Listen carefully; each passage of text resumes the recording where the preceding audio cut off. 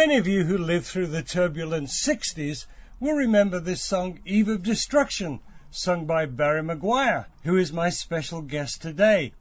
Barry was recently singing and speaking at his Place Church in Westminster, California, and so I was able to talk to this extraordinary man who is now 80 years old and still singing and preaching for the Lord. I began by thanking Barry for coming on the program. You're welcome. Thanks for inviting me. I wouldn't be here if you hadn't invited me. Barry, what an amazing life you've had. You're part of rock and roll history. That's what they tell me. Yeah. I didn't know it at the time. And how did Eve of Destruction come about?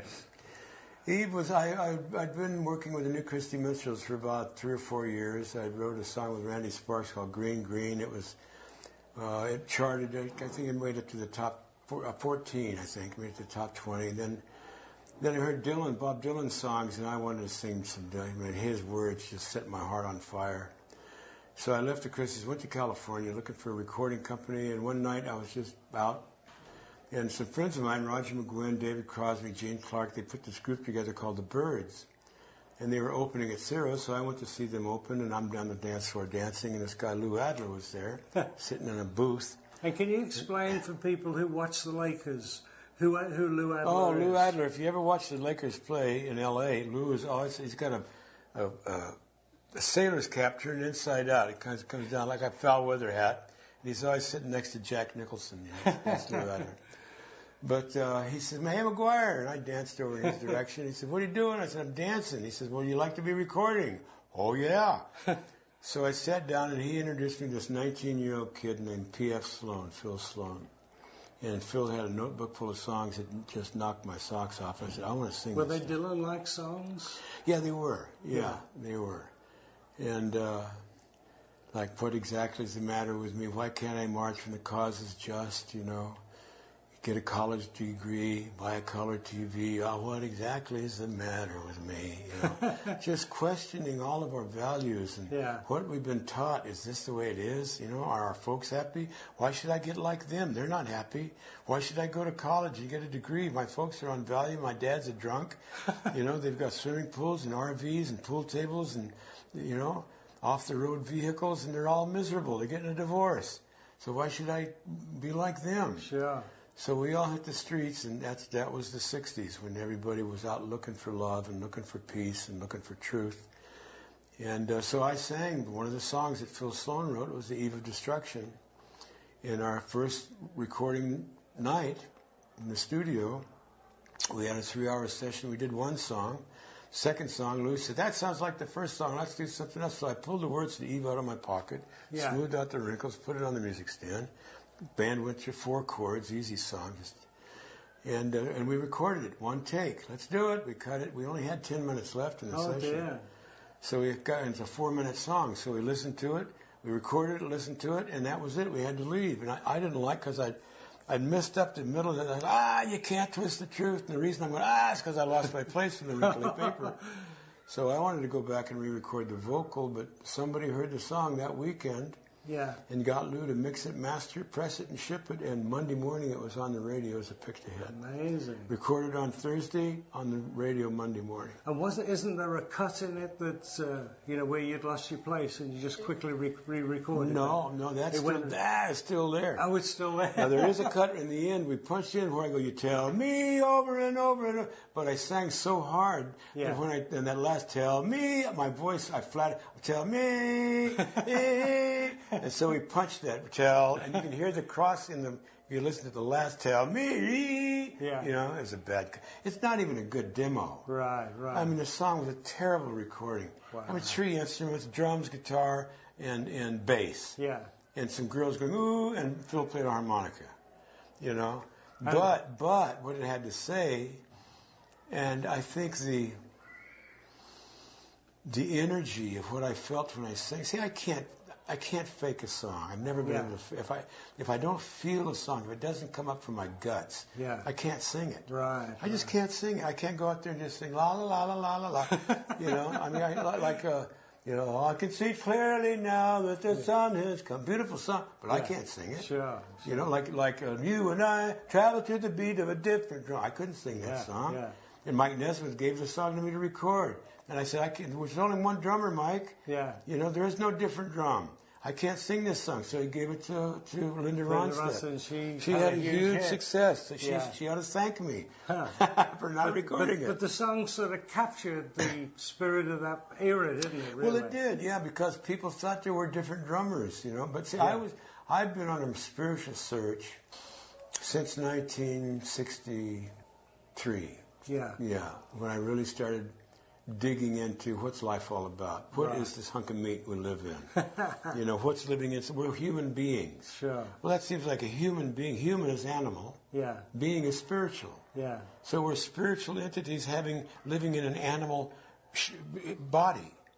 You know, and one is going to rule, either the ego of the animal or the spirit being is going to run the show. Sure. And most people don't know they've got a spirit being inside, and the animal is running the show. And that's where I was for 38 years of my life. The animal just ran the show. Well, before we move to the time when you became a believer, tell us, how did California Dreaming come about? Because I understand that was your song originally. I recorded it originally. And because when Mamas and Papas came out to California, they didn't have any money. And Cass called me. I went up to her house, heard the songs, called Lou, said, listen to this. And they sang a song on the telephone. I said, well, bring them down to the studio tomorrow. So I did. He heard them. He signed them. They were broke. He said, well, let's let them do background vocals for you on this album so they can make some money to live on until they can do their own album. Sounds great. Well, John Phillips had written this song, California Dreamin'. And I thought, hey, that's a good, I'd like to do that. So we recorded it. And then they did the background vocals. Now, when we did all the leaves are brown, all the leaves are brown, and the sky is gray, and the sky is gray. Well, that counterpoint that they were doing to my lead vocal, they never did that before. Huh. They just did all the leaves are brown, chunky, chunky, chunky, chunky, and the sky is gray, chunky, chunky, chunky, chunky. So when they heard the counterpoint, all the leaves are brown, all the leaves are brown, and the sky, and John said, that's the sound we want, man. He said, could we release this as our first single? I said, well, sure, John, man, if you wrote the song, then you can buy the grass, because I was buying marijuana for everybody. They didn't have any money. And so they took I didn't know this. So they said, okay. So I didn't, but 20 years later, my son was listening to a CD player, and he says, Dad, listen to this. Well, his right track was broken on his stereo, but his left channel still worked. And he said, that sounds like you. And on the left track of California Dreamin' by the Mamas and Papas, you can still hear my voice going, all the leaves are, and then it's gone. They didn't quite scrub the whole vocal part of it. And I realized that was my track. Yeah. They sang karaoke to my track. So I used to rag on them. I said, oh, you guys are just a bunch of karaoke jerks, man. Anybody can sing karaoke to somebody else's track. Yeah. And then now they're all dead, so I don't get to tease them anymore. Except for Michelle, and I never see her, so it doesn't matter. Now, you also played the lead on Hair, and I believe you were living with the Mamas and the Papas, and a phone call came through. Yeah. And I was hanging out in the Hollywood Hills, eating a lot of, LSD and smoking a lot of dope. And I was really looking for spiritual answers. And LSD, it's a consciousness expander, and it gave me insights to the backside of reality, where I could see how everything was functioning. And so I had this incredible LSD night. And then that morning I saw the sky split wide open. And I saw trillions of beings of light just flooding out of this crack in the sky, just like a flood, a tsunami of light, just going around the planet, disappearing over the horizon, just like that, just kept pouring out and pouring out. And then I saw this singularity of light come out right in the middle of it. And it was so bright, everything else paled in its presence. And it's Jesus. Oh, it's Jesus. Oh, man. All the stories I heard when I was a little kid, they were true. It's him, and he's coming back, and I'm not where I should be. And I thought, there's no way for me to get where I should be. I should be doing that, and here I am. And I said, oh, man, I'm done for. I'm history. I didn't mean to be a bad guy. I didn't set out to be a bad guy. But all those millions of little decisions, selfish decisions, day after day after day, year after year, put me in a place where it was ugly and filthy and decadent, and I did not want to be there. Right. And so and then the sun came up. It was right, that vision I saw was right at the twilight of the morning when the light fills the sky, but the sun's not up yet, And that incredible second coming vision. And then the light cracked, the sun went over the edge, boom, shoosh, this burst of light swept the whole vision away. And I just sat there dumbfounded for a long time. I said, okay, wherever you go, how do I get from here to there? And I said, there's no way I could go back and undo everything I've done. People I've turned on to drugs who are dead from drug overdose. People I turned on to sexual promiscuity who are dead from STDs and suicide. You can't go back and raise the dead. Sure. You know, choices I made, things I did affected people's lives and killed a lot of them. I happened to survive, but they didn't. And so I said, okay, whatever door you open for me, I'll go through that door. And I went from that hilltop over to Cass's house because I was hungry and she always had food in the fridge. And so I was walking from my van into her back door, and John Sebastian was sitting over at the swimming pool. And I thought, oh, John. So I went over and sat down next to him. He had a little bag of marijuana, and I rolled myself a joint. And we're sitting there, and he's writing a song, and Cass stuck her head out of the window. Hey, Mcguire, telephone call, New York City. And I, how did they find me over here? I said, what do they want? And Cass was a New York City Jewish girl, man. Yeah. And you never tell them what to do. You ask polite. I should have said, what is it they wish to speak with me about, Cassie? But I know, what do they want? And I could just see her getting miffed. Grumble, grumble, grumble. And she went back in the kitchen. Pretty soon she stuck her head out again, and we're smoking and talking. And she says, they're doing a Broadway musical called Hair, and they want you to come back and play the lead in the production. And so I said, oh, Hair. And so John Sebastian's from New York.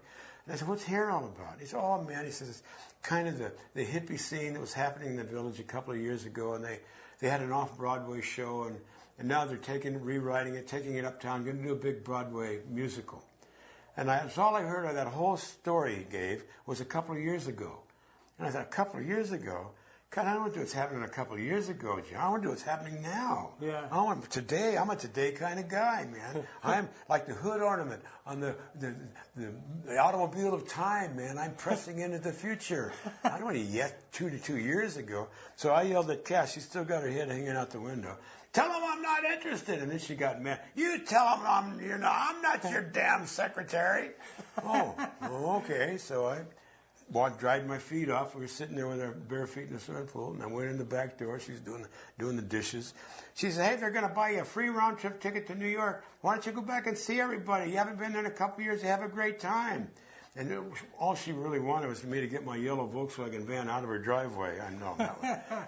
But I said, okay. So I got on the phone. Okay, okay. Yeah, LAX. Oh, yeah, okay. Kennedy Airport. Okay, I'll be there in the morning. So I drove right to the airport, flew back to New York. And I read the lyrics, read the script, and I said, yeah, I can do this. This is me.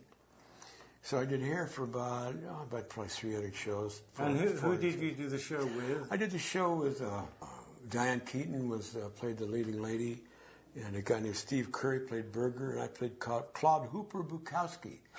Thinks that it's groovy to hide in the movie, pretends he's Filoni and Antonioni, and also his countryman Roman Polanski. Oh. Now that I've dropped out, why is life dreary, dreary? Answer my weary query, Timothy Leary, dearie. And that was my opening song in the show. Didn't you have a deal in the contract that they would give you drugs to get on? Well, there wasn't drugs. It was vitamins. Yeah. And there was a doctor in New York at the time in Manhattan called Dr. Bishop, and he had this vitamin shot. It was a syringe. It was about probably 6 inches long and a 1-inch glass thing and a needle about 2 inches long. And he hit you in the hip with that and squirt this red juice into you. And it was niacin and all these vitamins and a little speed. And man, you just came off you just felt like Superman. And we'd fly back. We'd get one just before the show. Yeah. We'd fly, and we did, was just the dawning of the age of Aquarius. And we did the show, man. Yeah. Well, it was $35 a shot. Huh. And I couldn't afford $35 a shot. So I said, listen, if you want me to stay doing the show, you're going to have to pay for my vitamin shot. Yeah. So they did. They paid me. I got 8 shots a week. Because we had an afternoon show and two matinee shows. Yeah. So what caused you to finally give up Hair? Oh, well, one night I came down on a microphone cable on my right knee, and it blew my knee out. Oh, dear. Just a little microphone cable. I came down, boom, and it just split my knee. and my knee swelled up like a watermelon. It really was painful. And doctor said it was going to take about 2-3 months to get back to normal. And I was living, it was winter time in New York, and I'm in a hotel room with my girlfriend and our kitty. And I thought, man, I don't want to spend 3 months in this hotel room. Let's get out of here. So we piled in my little VW van, and that I'd driven all the way back to New York, and used to drive up to Woodstock on weekends, because I had a lady up there who we had a little baby girl together. And so I abandoned Patty and my daughter, and I had a new girlfriend, and so we drove back out to California, to Denny Doherty's house. Huh. And we didn't know we were going to live at Denny's. I was just driving around showing her my friend's house, and Denny just happened to be looking out the window when we pulled up in front of her house, his house. And he was one of the mamas and the papas. Papa Denny, yeah. And he saw me. I think, hey, Mcguire, is that you? Yeah, well, come on in. So I grabbed her by the hand. This is going to be great. You're going to love this. So we went into Denny's. We stayed a year and a half, 18 months at Denny's, yeah. Did a lot of drugs, drank a lot of Crown Royal. You know, it was. See, I was never an alcoholic. I never drank a beer occasionally. Never drank whiskey. Yeah. I didn't like the alcohol buzz. You know. Right. But I liked marijuana. It laid me back, comfortable. Psychedelics. Oh, I liked that because consciousness expansion. I could learn things about myself. And I never took LSD for party time. You know. Yeah. I took it for spiritual enlightenment. You know, I would get alone by myself and take the drug and then just and pray and ask God, okay, show me what you want me to see here. Huh. And then I would go on the journey, you know. But when you combine alcohol and LSD, you become a whole different creature, man. I mean, all morality falls away. Yeah. All structure falls away. There is no longer any rules. Excuse me. You just do whatever there is in front of you to do. What, was it there where you suddenly found this Good News for Modern Man? At Denny's house, I was rolling a joint one morning, and there's this little paperback book on his coffee table. Yeah. And I picked it up. What's this? And it says Good News for Modern Man. I said, hey, I'm a modern man. I could use some good news. Because, you know, everybody, over a 10-year period, I lost 16 of my friends through drug overdose and suicide and sexually transmitted diseases. And I said, I could sure use some good news. So I took it to my room, and when I saw it was the Bible, I didn't want to read it. I got mad. Oh, them Jesus freaks are disguising the Bible. Give me a break. But then one day, just out of sarcastic, bored curiosity, I thought, okay, what's this Jesus trip all about? And I started to read the life and times of Jesus Christ. And I saw how he had forgiven everybody. Even when they were murdering him, he said, forgive them, Father. They don't know what they're doing. He forgave. Now, the thing is he can spread the table with forgiveness, but unless people would partake of it, they didn't know they were forgiven. Yeah. You know, and how can people know they're forgiven is if all they hear from the fundamental Christianity is condemnation, you know, screaming from Christian lips and judgment streaming from Christian eyes. How do they know they're forgiven? Sure. They've been forgiven. We should say, you've been forgiven. You're forgiven. You're forgiven. All is right. Everything's okay. You can come home now. You're forgiven. You know, but we don't do, oh, you're a dirty, rotten sinner. You're going to burn in hell forever. Well, you know, so but I saw in Christ that I'd been forgiven. My karmic debt had been paid. I didn't have to be reincarnated. I didn't have to come back and come back and come back to get it right. It was paid in full. And so I thought, well, then this guy, Jesus, man, he is what I've been looking for all these years. And so I left Hollywood. I didn't know who he was or what he was about. I told my friends, there's something about Jesus, and I got to go find out what it is. And that was in 1971.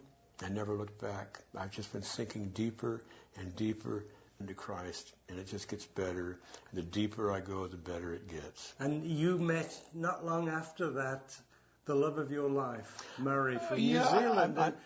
Presumably she knew nothing about your career. No. Well, she sang Green, Green when she was in school. She hated the song because they had to sing it over and over. But she didn't know who wrote it, she didn't know me from a squirrel in a tree. You know, I was just another face in a crowd. But God put us together in such a way that I mean, I could do a whole seminar on how we came together and then how we stayed together. That's coming together is easy. Yeah. It's staying together. That's sure. You know. How many years now? 42 years. That's amazing. Yeah.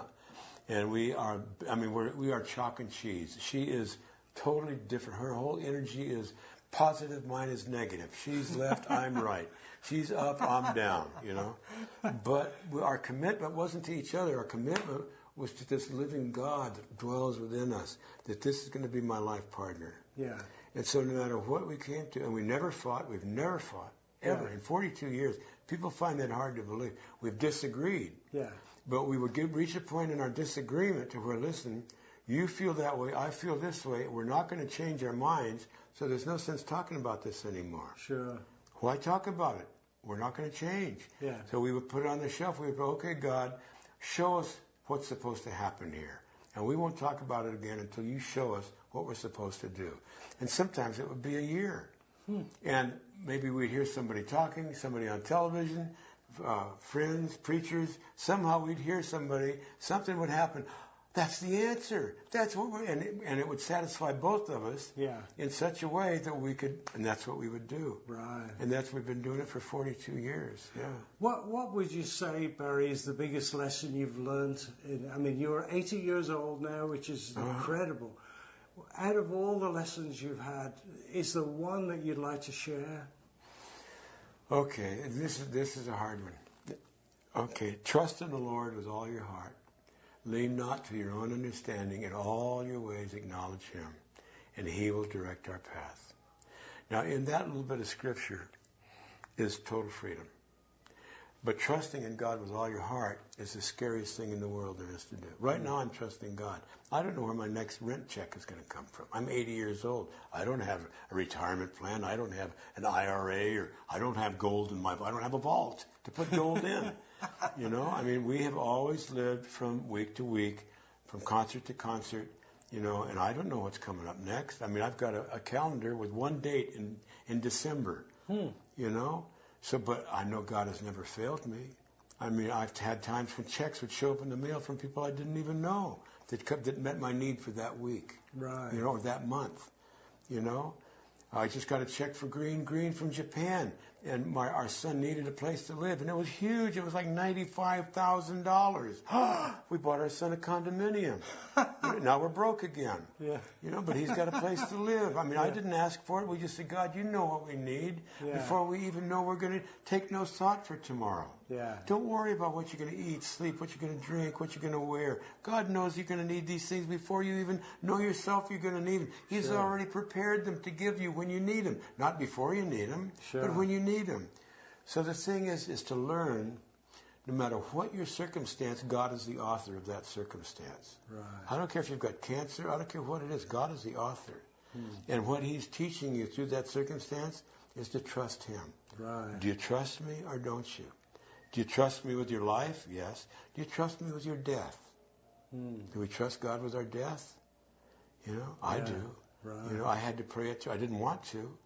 But see, I'm so hard-headed. God had to put me in a situation. My son is bipolar. He's strapped to a gurney in Fresno, California, shut down on Thorazine. He had a psychotic break. He's 20 years old. I'm in Ireland doing a UNICEF tour to raise money for third world children vaccination. And I get the call that he's crazy. And I got so mad at God, I was going to walk away. I was going to leave. That's it. It's all a fantasy. It's a lie. I've been praying for 20 years, leaving messages on your voicemail. You never get back to me. So that night, and I thought, but where would I go? I can't dive back into that septic tank of filth and decadence that God pulled me out of. And I looked at all these provisions God had provided, all these through the years, taking care of us. And I thought, well, something's wrong here. And that night I realized what was the greatest prayer that Jesus ever prayed. He said, nevertheless, not my will, but thy will be done. And Dan, I said, that's my mantra. That's my prayer. That's my every breath. Nevertheless, Lord, not my will. Let thy perfect will be established through me into this sphere of influence that I'm now occupying. Let me be a conduit of your love into this moment. I have no agenda. I have nothing to reach for. I'm not after anything. If He doesn't provide for me, I'll starve to death. If He doesn't cover me, I'll freeze to death. Here am I. Here am I. And it doesn't mean that I don't do anything. I do whatever there is to do. telephone. I'm here because I got a phone call. Yeah. You know, I'm doing this interview because you called me and asked me to do it. I don't want to do this interview. I want to be home watching football this afternoon. You know, but this was the call. Right. You know, you address whatever the present moment requires of you. You walk through that door. God opens the door. You walk through the door. Right. And so I've done that now since my son is 39. So since he was 20, that's 19 years. Not my will, but thy will be done in every aspect, every nuance, every moment of my life. And if people could and that's a hard one. It's still scary. Yeah. I'm scared now. Yeah. What if God doesn't come through? What if I don't get another gig? Right. How am I going to live? It's not my business. Yeah. And it's scary. But he always has come through. But what if he doesn't? Sure. You know, there's always that question. What if he doesn't? Yeah. And he may not. And if he doesn't, that means I'm supposed to starve to death. Hallelujah. We're out of here. You know, so when you reach that place of total surrender, that's the greatest weapon we have against the enemy. Yeah. Is surrender. Because there's nothing he can bring to bear against our surrender to God's will.